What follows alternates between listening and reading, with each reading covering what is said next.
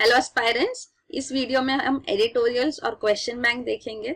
Editorials Hindu और Indian express newspaper से है और क्वेश्चन बैंक एक क्वेश्चन फ्रेम्ड होता है। जो भी यूपीएससी रेलेवेंट आर्टिकल है एडिटोरियल और पर्सपेक्टिव पेजेस पे, उस पे एक क्वेश्चन बन के वो डिस्कस करेंगे। तो पहला एडिटोरियल हिंदू न्यूज़पेपर से है, the heart of the problem. ये हार्ट ऑफ एशिया कॉन्फ्रेंस जो फिलहाल हुआ था अमृतसर में, उसके ऊपर है। इसमें 14 नेशंस पार्टिसिपेंट्स है। इसको heart of Asia Istanbul process कहते हैं क्योंकि ये इस्तांबुल में 2011 में इनिशिएट हुआ था। यहाँ पे अफगानिस्तान और उसके नेबर्स जो इस सारे नेशन से उनके रीजनल प्रॉब्लम्स डिस्कस होते हैं, स्पेशली फोकसिंग ऑन अफगानिस्तान। कि अफगानिस्तान में जैसे counter terrorism, poverty related, security related जो इश्यूज है उनको डिस्कस किया जाता है। तो इस बार इस कॉन्फ्रेंस में हमने देखा कि पाकिस्तान के अगेंस्ट स्टर्न वॉइस में दोनों अफगान प्रेसिडेंट अशरफ गनी और Indian prime minister Narendra Modi ने बात की।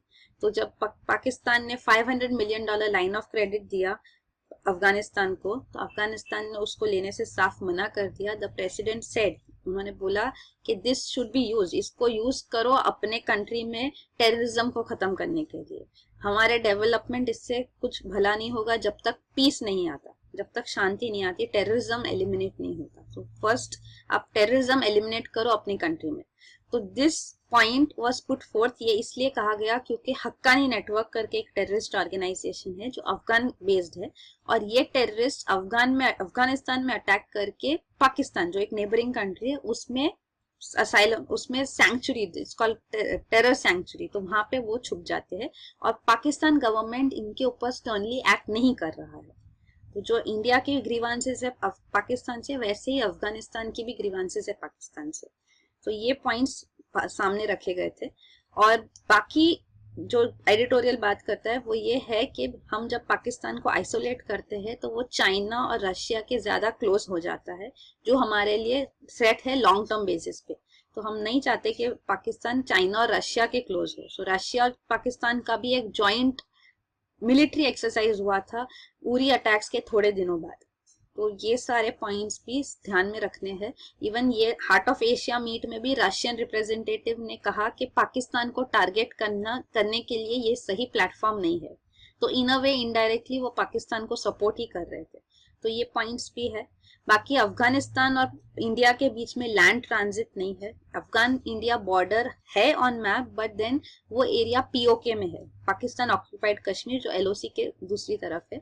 तो it's we do not have a functioning border land boundary with Afghanistan. But then Afghanistan को एक्सेस करने के लिए पाकिस्तान हमको ट्रांजिट नहीं देता, पास थ्रू होने नहीं देता। तो only option possible is sea route. So उस सी रूट से हम अफगानिस्तान को पहुंच सकते हैं। तो ये सी रूट यहाँ से जाता है। ईरान में हम एक चाबहार पोर्ट डेवलप कर रहे हैं, तो वो पोर्ट डेवलप करके लैंड रूट से फर्दर जाके हम अफगानिस्तान को एक्सेस कर सकते हैं। अफगानिस्तान में भी हमने लैंड रोड्स ले डाउन किए हैं। जरांज डेलाराम रोड है, वो इंडिया ने इंडिया के बॉर्डर रोड ऑर्गेनाइजेशन ने काफी मुश्किलों का सामना करके, थ्रेट टू लाइफ उनका सामना करके ये बनाया है। तो ये सब डेवलपमेंट्स है, but then these are long term, इनको टाइम लगेगा ये सब प्रोसेसेस को कंप्लीट करने के लिए। तो हमको ये भी ध्यान में रखना है कि अफगानिस्तान चाइना से कनेक्टेड है, चाइना अफगानिस्तान का छोटा सा बॉर्डर है। तो ये बॉर्डर से भी यहाँ पे रूट्स, रोडवेज वेल डेवलप्ड है, तो यहाँ से एक्सेस इजी होगा। तो China will be convenient partner for Afghanistan rather than India. तो ये पॉइंट्स भी इंडिया को ध्यान में रखनी है। इवन ईरान से वो क्लोजली कनेक्टेड है। तो these will be the access routes of Afghanistan rather than dependence on India. So how to attract neighbors, Afghanistan coming closer to India, and even Russia, China not going closer to Pakistan but aligning with India. So these are the points जो हमको ध्यान में रखना है कि ये कैसे हो। देन अगला जो एडिटोरियल है वो है द पॉलिटिक्स ऑफ एग्जैजरेशन। ये waste Bengal chief minister Mamata Banerjee के बारे में है, जो उन्होंने अपनी आवाज उठाई कि कोलकाता में आर्मी है, आर्मी क्यों स्टेशन है। फिर उन्होंने बोला हम फ्लाइट डिले क्यों हुआ। तो ये सारे पॉइंट्स है, दीज आर पॉलिटिकल इश्यूज। सो इसमें हमारा कोई स्टडी वाइज यूपीएससी रिलेटेड कोई कंटेंट नहीं है। सो आप ये बिल्कुल स्किप कर सकते हैं। न्यूज में भी हमने ये कवर नहीं किया है, तो दिस कैन बी स्किप्ड। अगला जो एडिटोरियल है वो इंडियन एक्सप्रेस न्यूज़पेपर का है, case for consensus. So consensus मतलब सारे मेंबर्स अग्री होने चाहिए। जनरली डिसीजंस वोटिंग से लिए जाते हैं। ये जीएसटी काउंसिल के बारे में, तो जीएसटी काउंसिल के बारे में आपको पता होना चाहिए। इसके chair union finance minister mister Arun Jaitley है और इसमें 1/3 वोटिंग पावर सेंटर को है और 2/3 वोटिंग पावर स्टेट्स को है। हर स्टेट का एक रिप्रेजेंटेटिव इस काउंसिल का मेंबर है। तो यहाँ पे जीएसटी काउंसिल की काफी सारी मीटिंग्स हुई है। जो डिसीजन जीएसटी काउंसिल में लिए जाएंगे, फाइनलाइज किए जाएंगे, वो इनकॉर्पोरेट हो गए एक बिल में जो पार्लियामेंट को पास करना है और वो बिल पास होने के बाद ही जीएसटी एक्ट इम्प्लीमेंट हो सकता है, जीएसटी टैक्स इन इफेक्ट आ सकता है। और सेंटर ने अपना डेडलाइन 1 अप्रैल 2017 का रखा है जब से वो जीएसटी एनफोर्स करेंगे। तो अगर ये विंटर सेशन में बिल पास नहीं होता तो ये डिफिकल्ट होगा। तो जीएसटी काउंसिल ने काफी सारे डिसीजंस लिए हैं और फिर इसकी काफी सारी मीटिंग्स शेड्यूल हुई है। अभी आगे भी मिड दिसंबर में भी इनकी मीटिंग्स है। तो अभी जो जीएसटी काउंसिल मीटिंग हुई थी उसमें कोई डिसीजन नहीं आ पाया।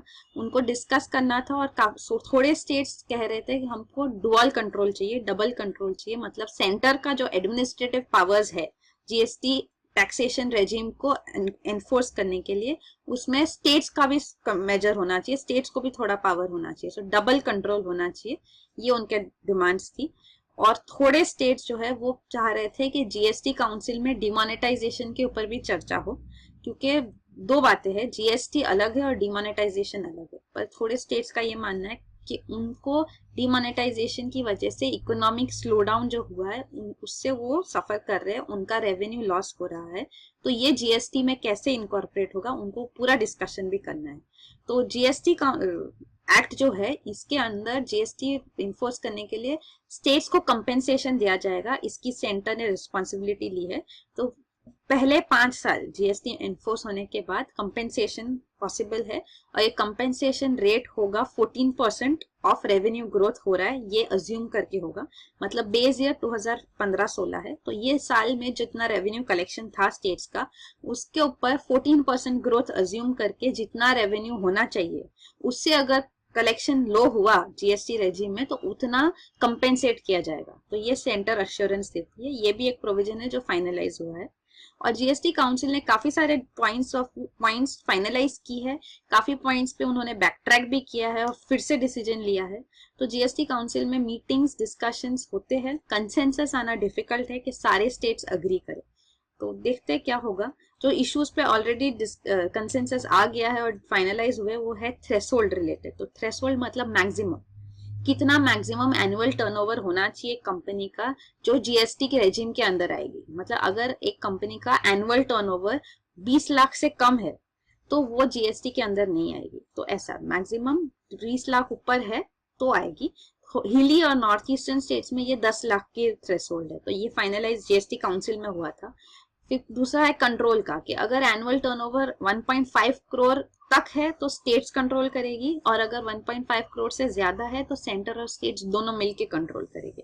तो ये एक फाइनलाइज हुआ है, पर ये फाइनलाइज होने के बाद भी चेंज हो सकता है। तो हमको रुकना होगा जब तक जीएसटी काउंसिल की सारी मीटिंग्स हो जाए, जब तक एक्ट फाइनलाइज होके बिल फाइनलाइज होके एक्ट ना बन जाए पार्लियामेंट में पास होके, तब तक कुछ फाइनल नहीं होगा। तो ये सारे डिस्कशंस है जो अब तक हुआ है उस पे।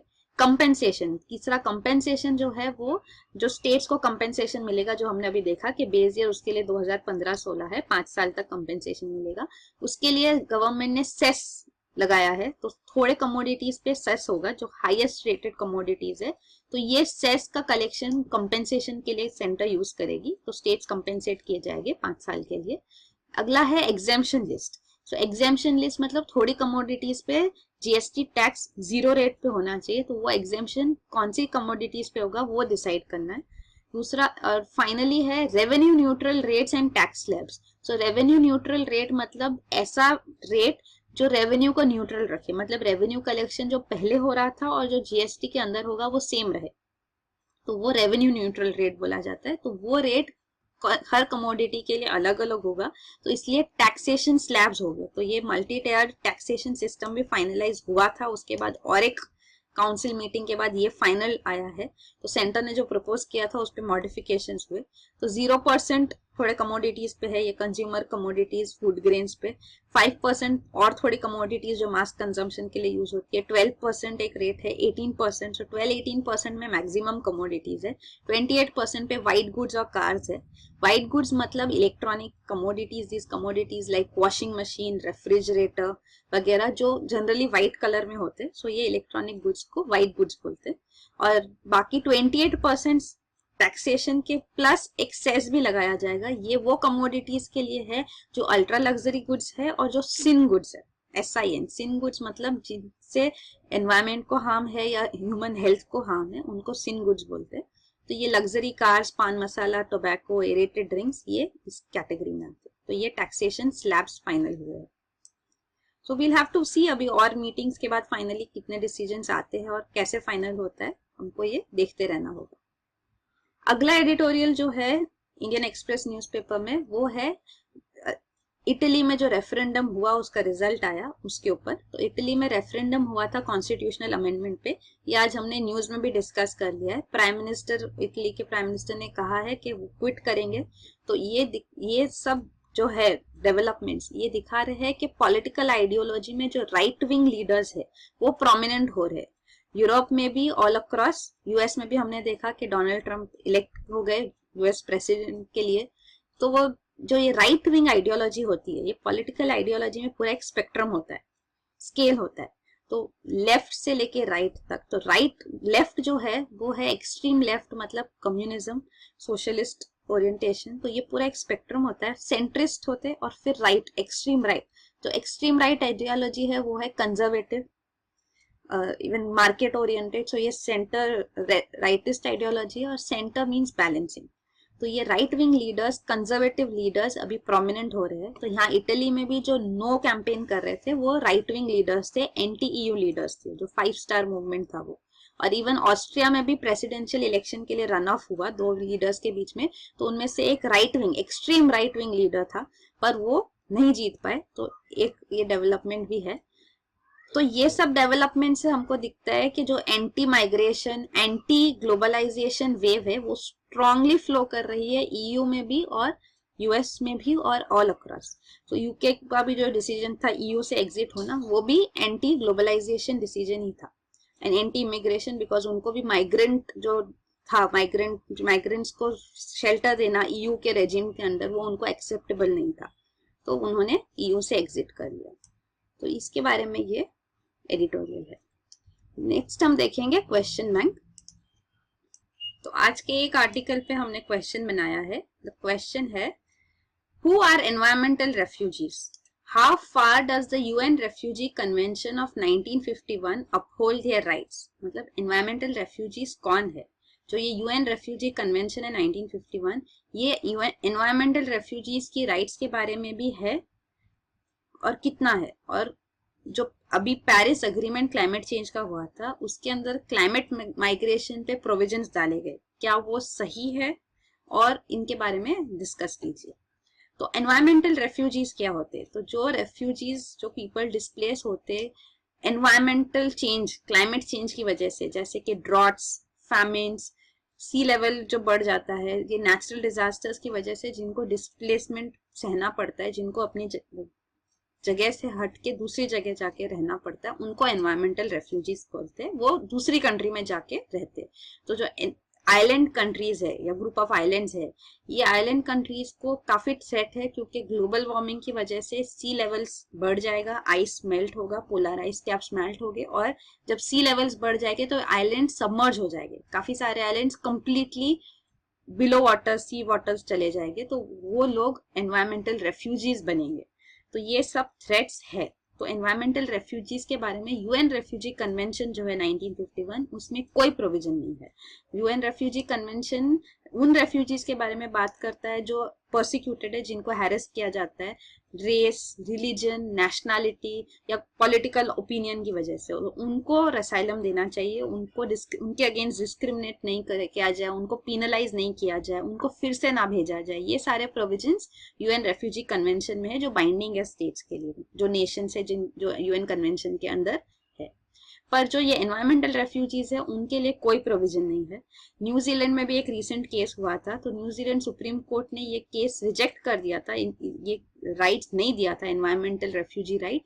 जो एक पर्सन फ्रॉम किरीबाती, तो एक इंसान जो किरीबाती से अपनी फैमिली को लेकर न्यूजीलैंड में सेटल होना चाहता था एज एन एनवायरमेंटल रेफ्यूजी, उनको ये कंट्री ने असाइलम नहीं दिया क्योंकि ये कोई प्रोविजन यूएन रेफ्यूजी कन्वेंशन में अब तक है ही नहीं। तो या तो यूएन रेफ्यूजी कन्वेंशन को अमेंड करके एनवायरमेंटल रेफ्यूजीज के लिए भी प्रोविजन डाला जाए, या तो फिर एक सेपरेट इंडिपेंडेंट ट्रीटी बने, कॉम्प्रिहेंसिव ट्रीटी एनवायरमेंटल रेफ्यूजीज के लिए। तो ये एक जरूरत है आज।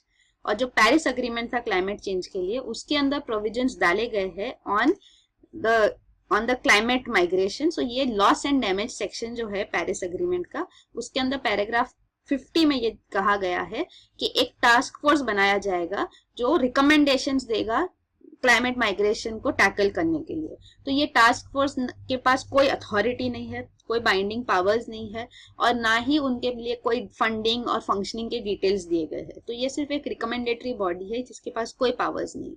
और जो पेरिस अग्रीमेंट फाइनल हुआ है, उससे पहले जो ड्राफ्ट था उसके अंदर एक्चुअली प्रोविजंस थे on to address this issue, ये प्रॉब्लम के लिए। तो एक फैसिलिटी थी, climate change displacement coordination facility, कि ये फैसिलिटी सेटअप की जाए तो ये माइग्रेशन टैकल करने के लिए, रीलोकेशन करने के लिए इमरजेंसी रिलीफ दिया जाए, कंपेंसेशन दिया जाए इन लोगों को, एनवायरमेंटल रेफ्यूजीज को। इसके लिए सारे प्रोविजंस ये फैसिलिटी के अंदर आएंगे।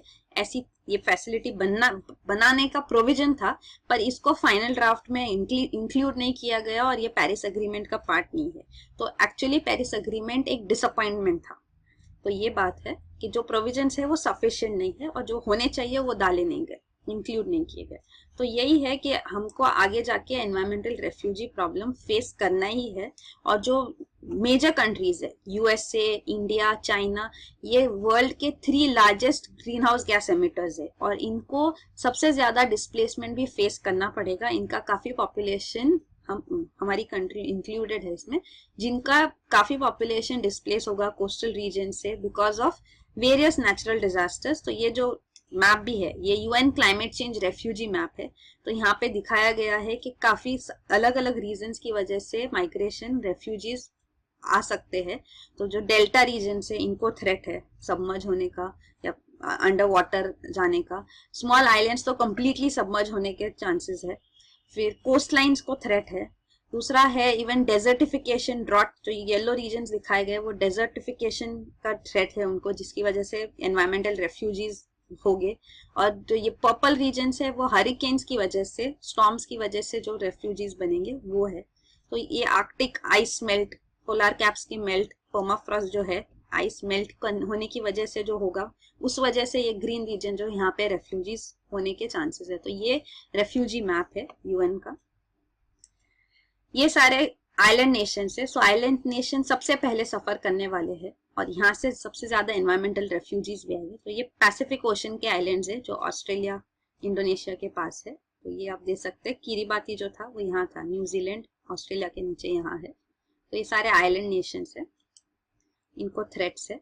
बाकी थ्रेट देखो तो वल्नरेबिलिटी जो है, सो वल्नरेबिलिटी में रेजिलियंस भी देखा जाता है कि कंट्री के पास कितनी कैपेसिटी है कि वो डिजास्टर से ओवरकम कर जाए। वो डिजास्टर ओवरकम कर लेंगे, उसको टैकल कर लेंगे, तो उनकी वल्नरेबिलिटी कम होगी। तो वो वल्नरेबिलिटी मैपिंग जब हम करते हैं तो जो अफ्रीकन कंट्रीज और यहाँ एशियन कंट्रीज है उनको सबसे ज्यादा रिस्क है। So these are the most vulnerable countries to climate change. So यहाँ पे रेफ्यूजीज ज्यादा हो गए। और जो एनवायरमेंटल रेफ्यूजीज दिखाया जा रहा है कि इनका नंबर्स बढ़ते जा रहा है, और इनकी वजह से इकोनॉमिक बर्डन भी बढ़ेगा, इकोनॉमिकली लॉस भी होगा, बिकॉज दीज एनवायरमेंटल रेफ्यूजीज का भी पूरा डिस्प्लेसमेंट होगा जगह का, एम्प्लॉयमेंट का। So that will be a huge economic loss too. तो इसको कम से कम लॉस हो, इसके लिए हमको पूरे एफर्ट्स करने चाहिए। And there is a need for a complete treaty on environmental refugees. So that is what we conclude with. So that is it. यही है, आप इसका पीडीएफ फाइल डाउनलोड कर सकते हैं वेबसाइट से।